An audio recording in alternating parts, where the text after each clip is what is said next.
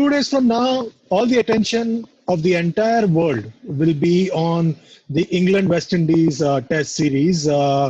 It is being played in the backdrop of the COVID-19 pandemic, and also an important issue that has been brought to light but because of events that occurred in the United States of America, leading to a movement called hashtag Black Lives Matter. So much so that both the English and the West Indies team are going to be wearing logos on their playing shirts, which talks about the same very issue. I've got with me a very interesting personality who has a bird's eye view of the matter, and interestingly can give both an English perspective and a West Indian perspective. I am thrilled to have with me Roland Butcher, former English cricketer, now based again in Barbados. Welcome to the chat, Roland. I hope you're doing well. Thank you, Sandris. And yes, I'm doing very well, and it's a great pleasure to be here with you. Roland, as you would imagine, all the chat around this upcoming test series is not just about the pandemic and the aftermath of it and how the players are going to cope with it, but there's another element to it as well that you're aware of. And as the first, say, colored cricketer to play for England back in 1981, how do you view this turn of events that have happened, and how do you see this moment where both the teams are going to be wearing the logo on their shirt and making a statement, so to speak? Yeah, before I speak about the Black Lives Matter situation, what I would say is that this test series takes on it's of great significance. I mean, it's going to be the first test match to be played in the biosecure situations after COVID-19, as you said. So it's a pretty unusual time in the sense that you could imagine a test match being played behind closed doors, no fans, players can't leave the stadium, having to live in an environment for a month or so while the matches are being played. So that is one significant thing that could really affect how the game is played in the future, in the near future anyway. But then you add to that, as you said, the events of what took place in the USA, and now the movement of that Black Lives Matter all around the world. So it takes on even more significance. I think the fact that both teams have decided, look, we're going to make a stance here and show to the world that, you know, we are united in this cause. I think it is something of great significance and something that really will affect the whole cricketing fraternity around the world. You make a very valid point over there. And yeah, the English system has been sort of in the last few days or last few weeks has been looking inwards. And there have been some significant studies that have come out about the state of what they call BAME, the Black Asian Minority Ethnic Community set of players in the English system. And it came to light that at the end of 2019, just 2 UK-born players of black origin are playing county cricket in England. Do you think this sort of inward study was important for English cricket?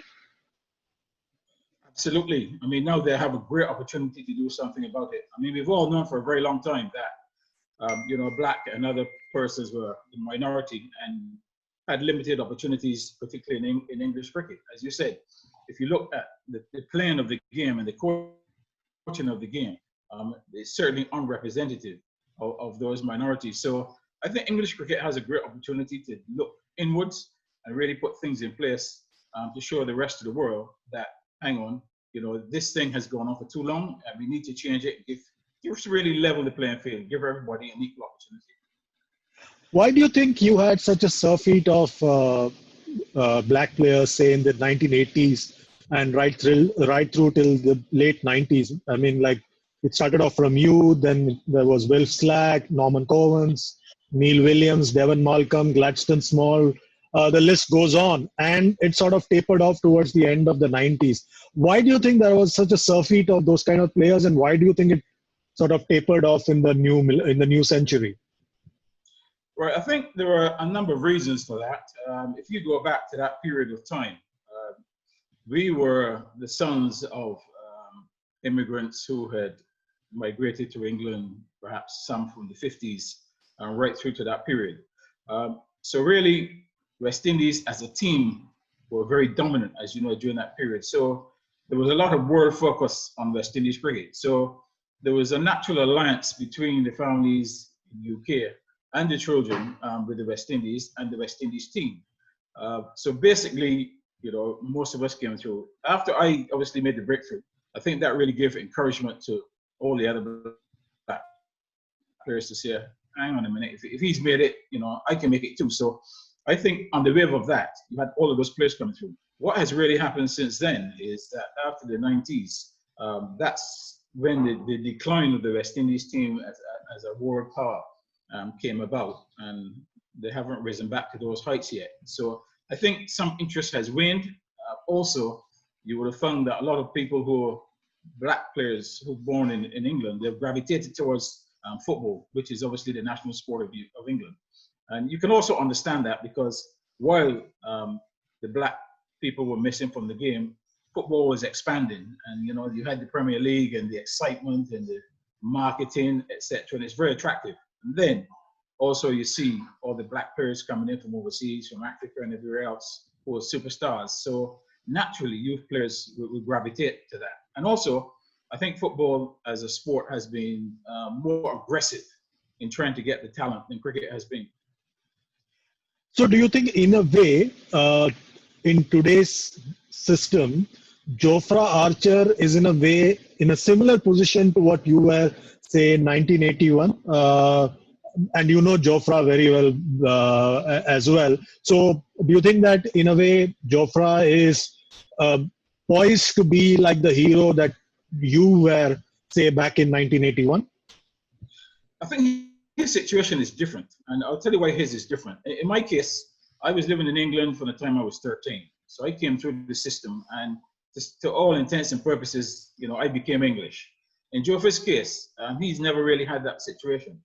You know, he was brought up in Barbados, played under 19 cricket in the West Indies, and really he was, you know, recruited on the basis of his talent because he had an English passport. So his situation is different. He hasn't come through the system in England. I think what will happen with him is that while he's playing, obviously he will have attention from the black community because, you know, they'll be quite pleased that someone black is in the side and hopefully doing well.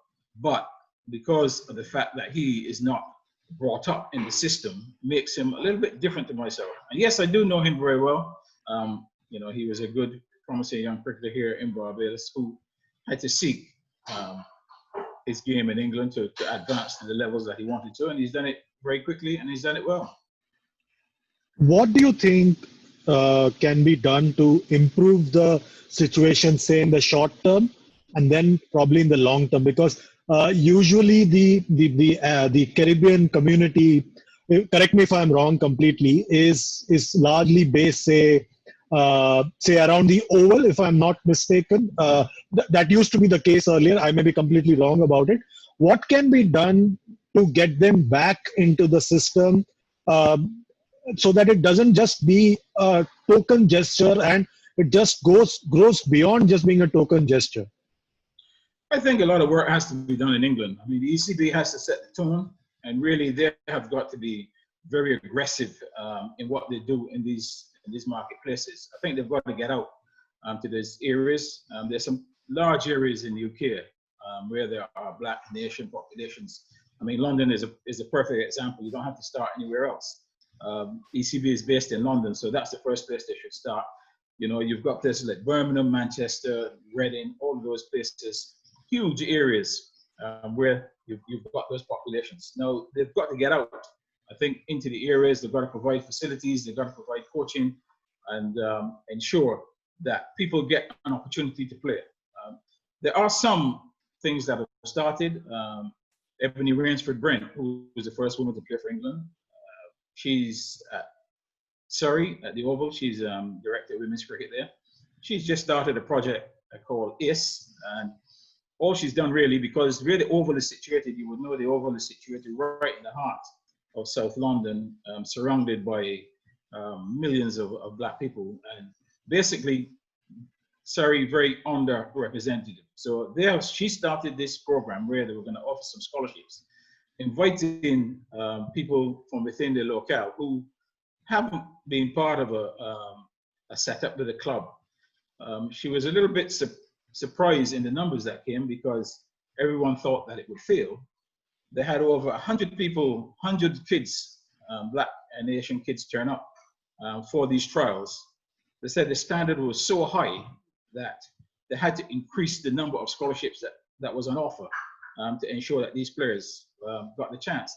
Some of the players, they said, were far better than the ones that Surrey have got in the system. Now, when they delved a little bit deeper, they found out that none of these kids were connected to any club whatsoever, had no formal coaching, and were just naturally talented. So what I'm saying is that these type of players exist in the communities. Now, the ECB have got to get out there, and in a lot of these areas, and some of these kids particularly, where they're playing, there was no playing field, nothing. But somehow they were still able to develop skills to play cricket and play it very well. Now, ECB has to take that as an opportunity to get out, spread the word, try and put some facilities in these areas, even it's it's an artificial net or something, so that people can practice their skills.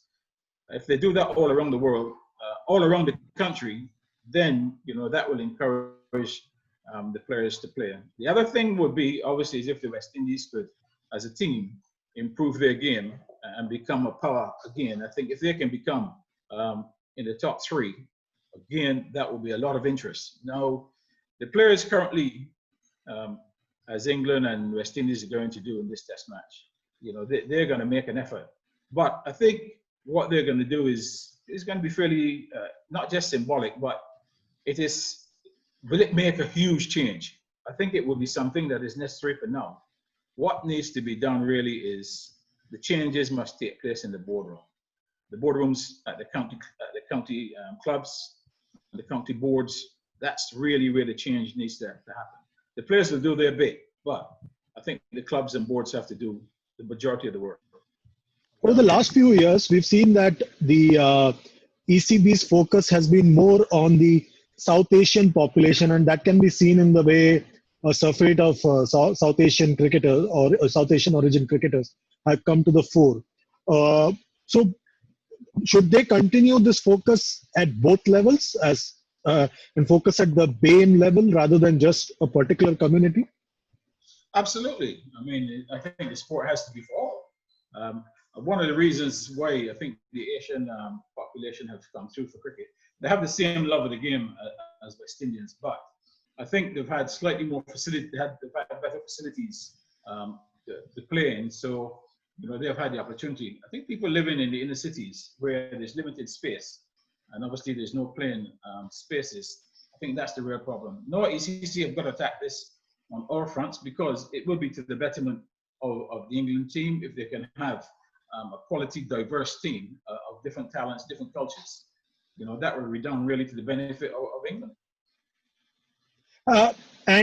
Did you ever experience anything remotely that could be called racism while you were playing in England, say in the 70s, 80s? Did that ever happen with you? Did you experience anything? I guess I was probably one of the fortunate ones that didn't receive much of that. I know other players who obviously were racially abused. I remember Sylvester Clarke, who was West Indies and Surrey fast bowler. Particularly when he played against Yorkshire, I mean, he would receive, chants and throw bananas, etc. For me, fortunately, I never really encountered anything like that. I think the closest I probably came to any sort of racist situation where I heard, I'm not saying that it wasn't done when I couldn't hear, but we played a game against Kent, and I'm walking back onto the field after tea. Middlesex had 5 black players in the side, and myself, Will Slack, Neil Williams, Norman Cowens, and Wayne Daniel. And as we were walking through the pavilion onto the field, someone turned to his friend and said, "Look, they've got 5 of them." I mean, so that's the closest that I've actually come to that sort of situation. But I'm not saying that it doesn't exist, because it does. There's no question about that. But for me personally, I didn't really have to go through much. Now, like I explained at the start, you are probably the best placed to comment from both sides. What do you see as a result of this series? The last time West Indies played England, they won 2-1. What do you see is going to be the result this time around? Because you probably understand both sides very well. With Joe Root not playing in the first Test match, how do you see the series panning out?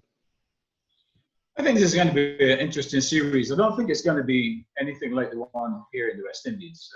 The one in the West Indies last year, I covered that series as a commentator, so I got a very close-up look at it. And I think basically there were some mistakes made, particularly by England in the very first game with the selection of their team. And West Indies got a resounding victory and gave them a lot of confidence. Really, from there on, the pressure was on. They played really well in the next Test match, made it 2-love, and it was only a 3-test series, so it was difficult for England to recover. So England won the third Test, and they finished 2-1. They won it quite convincingly. So, that series really was good for West Indies. The bowlers were excellent. The batting, particularly the lower order batting, Jason Holder, as you know, got that double 100 in the first Test match. So, that was an important win for them. Now, a series in England is going to be different. Even without Joe Root, West Indies haven't won in England for about 12, 15 years, a series. They've won a Test match, but not a series. Now, I think the bowling attack is at this moment in time is pretty strong, albeit that in recent times, obviously, haven't played a lot of cricket. The fact that England hasn't played a lot of cricket as well, I think that evens up the contest somewhat. But I think England, in having Jafra Archer in their side, I think it's been fairly much on the plate at the moment. I haven't heard much said about Jafra Archer, but I think he will have quite a lot to say in this Test series for several reasons. I think one, he would want to prove that West Indies may have missed an opportunity when he was in the Caribbean to be selected. And two, I think he's going to want to build on the good start that he's made to Test cricket so far. Didn't have the greatest series, the last one, obviously, because he had injuries, but he will be keen to make an impact. In terms of the batting on both sides, I think, that's the difficulty for both sides. West Indies batting at this moment in time, not really a settled top order. Craig Brathwaite, who is the most experienced of the openers, he's had a pretty rough time in the last year, so he will be hoping to get back to some form. Campbell, who's the other opening partner, he played in the West Indies, made some good starts, but he only got 30s and 40s. 30s and 40s in England is not going to be a good enough start. So I think the opening partnership is going to be something that's going to be important there. Same thing for England. They've got changes there. Burns, who's perhaps the most solid opening batsman, as you know, he's been out for a very long time, so he's now coming back. He's had no cricket to play this year, so you can't say whether he's in good form or bad form. And then you've got a number of youngsters in the middle, and as you said, the experienced Joe Root is missing. So I think it's going to be a very, very tight series. This first Test match really is going to decide how the series will go. It's going to be difficult to say how the pitches will play because, as you know, this time of the year, in July, when the cricket season usually starts in April, by July these pitches have been used already. And even though they're usually good pitches this time of the year, they start to turn, etc., etc. I don't believe they're going to turn at all, really, because they would have had no play whatsoever. There's likely to be good covering the grass on the pitches, which will make sure that the bowlers have got a good opportunity. You mustn't forget the English bowling. I've talked about the West Indian bowling, which is quite strong, but when you've got Broad and Anderson, who've got 900 plus Test wickets, and they're in their backyard, they're a formidable player, and backed up by Archer. And if Mark Wood plays as well, it's going to be an interesting series. I think it's very hard to call. I would say at this point in time, England with a slight advantage, simply because they know the conditions better. And would it be surreal to play Test cricket in England without any crowds? You've touched upon it earlier, but would it be almost like playing in county cricket, because county cricket hardly gets any crowds, just like most domestic cricket around the globe? Would it be surreal in that sense?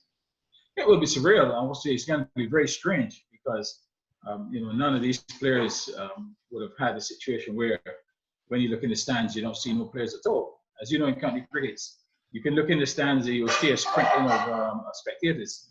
But now you look around and you'll see no one. So, that's going to be pretty tough for the players. They're going to have to be mentally strong. I think the England players, particularly because the contracted players for England, as you know, hardly play any county cricket anyway. So they don't play in those environments at all. They only play international cricket. So they have to play for full stadiums.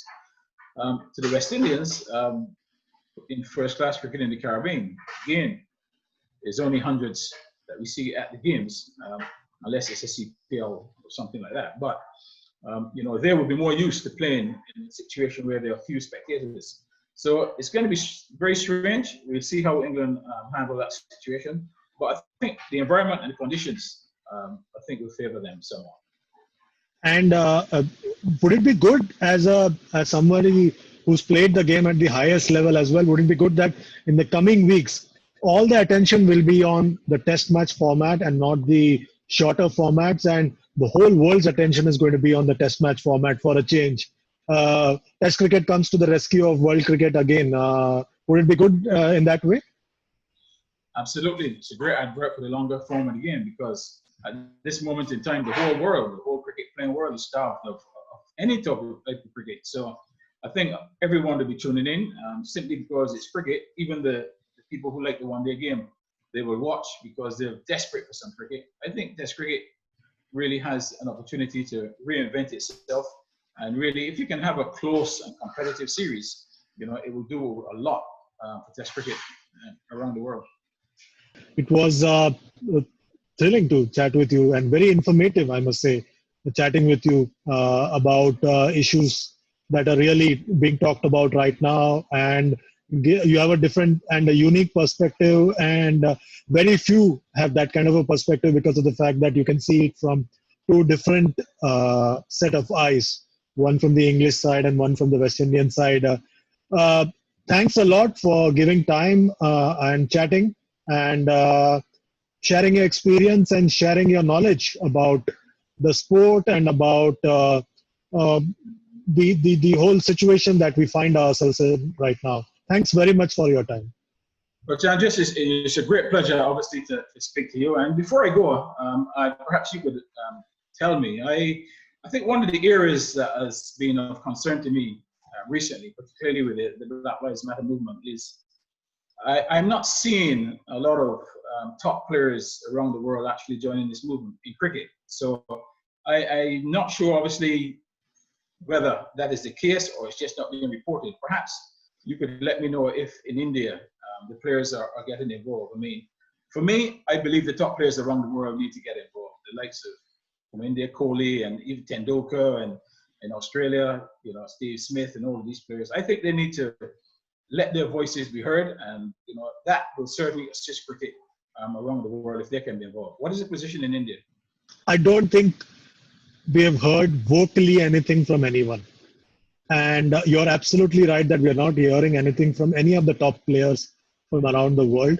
And you sort of find the guys who are involved, say in England and West Indies, only speaking much, and maybe some from South Africa. But overall, we haven't heard much. And I think that it's time for all of them to also probably take a stand and explain where they stand on the whole issue. Absolutely. I mean, I'm in full agreement. I want to hear them. I think that really would assist the movement. I mean, if England, who is a test playing country, and if most of these events have been taking place in the USA, that's the catalyst for where we're at right now. If the likes of England and the West Indies can take up this challenge on the cricket field, I want to see all the major cricket playing countries get involved. I want their top players to come out, really join the movement and really affect some sort of change. And the fact that the International Cricket Council has okayed the use of the logo on the shirt for both the teams means that there's a tacit approval for this movement, at least from the ICC. Absolutely. As you know, the ICC, they're the governing body, and if they're giving their thumbs up to this situation, I want these cricket boards to come out and really get involved. Don't just leave it to two cricket boards. ICC membership is large, and I think even the affiliate countries and associates, they need to have a voice as well. Absolutely. I couldn't agree more with you on that. On that note, thanks a lot yet again, Roland, for your time. Really appreciate you giving time to chat about this issue. Hope you stay safe and stay indoors. Thank you very much. It's a great pleasure. Thanks a lot.